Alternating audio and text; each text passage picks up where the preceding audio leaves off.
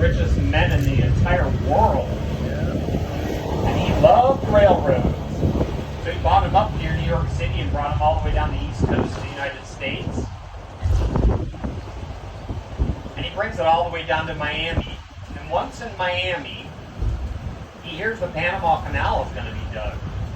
And being a brilliant businessman, he figures if he can bring his railroad from Miami to Key West, he would be the first port of call for all those ships coming over from the Panama Canal. Not only that, but he could put everything onto his own railroad and ship them up all the way to the East Coast.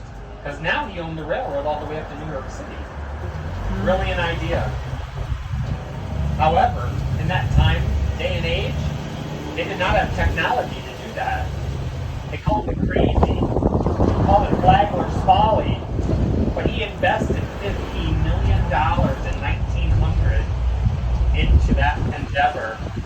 He hired the best engineers from Belgium and from Germany, and they come up with a new recipe for concrete. They can now pour it into molds, into the ocean water, and have it harden. And he's able to create the overseas railroad. When that was built and finished, they called it the eighth wonder of the world. Imagine building a railroad back then in the ocean. It's amazing. But he did it. Henry Flagler comes in on the very first railroad, January 22nd, 1912. And the whole town is just thrilled. Of course, he saves our city. We're connected to the mainland with a major business. Look at our side, Dad. We'll pick this story up again in just a few minutes. I want to point some things out on this edge of town. We're now facing east. That is still straight off to our left. Everything on this end of the island is free and open to the public, everybody. We have a wildlife rescue and rehab center over here, the Bocce Court. You can park here for free too. The dog park, White Street Piers here on our left. The AIDS Memorial, that's Zimbabwe granite right there. The yoga platform. We have Slave Memorial here. We rescued 3 slave ships off of our waters. Saved the people that were left alive. There were a lot that were dead, and their remains are buried there and memorialized there. This is another Civil War era fort. This is West Martella.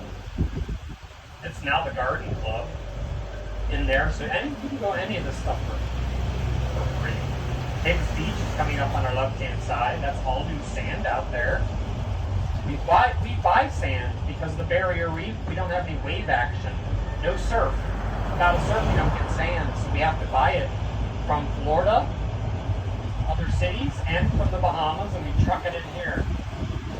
So this is all brand new sand. Not only on the beach, but in the water, too. Everybody's welcome over here. Yeah. So Henry Flagler celebrated, and wherever he travels, he's so wealthy, he demands first-class accommodations. That's a good beach. And if they don't have them wherever he travels, he simply builds them, like the one ahead of us. That's the Casa Marina, part of Henry Flagler's empire. He built a huge place here in Key West. When it opened, charged $8 to $12 a night. That was an exorbitant price tag. That was 3 meals a day included too. 22 inches of poured concrete at the base there.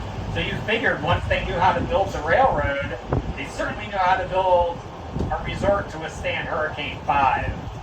So this has been here since then, you guys. This is stop number 10 on our tour. This is the Casa Marina. They don't mind you visiting here too, you guys. You don't have to be staying here to walk into the Casa Marina and check it out. They have great memorabilia,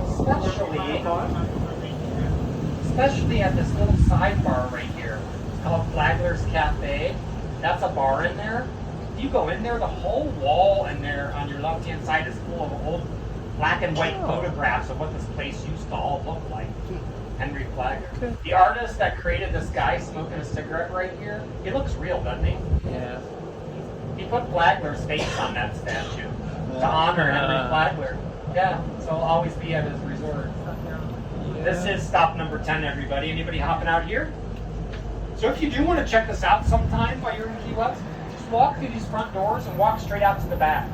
If you walk out back there, any brochure or TV commercials that you see on Key West feature the back of this property. Every one of them do. It's gorgeous back there. Yeah, tell them George sent you. Actually, I used to work back here in the cafe, and I've seen iguanas fall out of our palm trees back here. Yeah, back in the restaurant. It's really weird. On that wall over here, you see like the gutters that go down the walls. Looks like they're going into the building. They're actually going underneath the building. There's a 750,000 gallon water cistern under there. They still use that to this day to water their grounds and the gardens around here. They always have the most beautiful landscaping, and everything's just lush here all year long. I chalk that up to the fact that it's not chlorinated water, it's not treated, it has no chemicals in it. Yeah. It's all natural rainwater. So I think the plants and stuff just love that a lot more than they do treated water. So Henry Flagler was the savior of Key West for like 2 decades.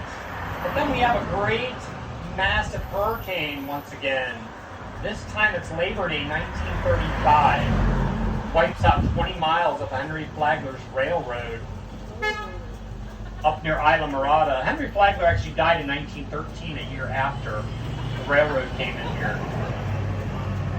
By then he was about close to his mid-80s. And he had fallen after he left Key West and brought the railroad in here. And it was the complications from that fall that actually killed him. But in 1935, we're in the United States is in the Great Depression. And Key West is also. Now we're cut off again from the mainland. We have no industry. That railroad was our lifeline. We actually went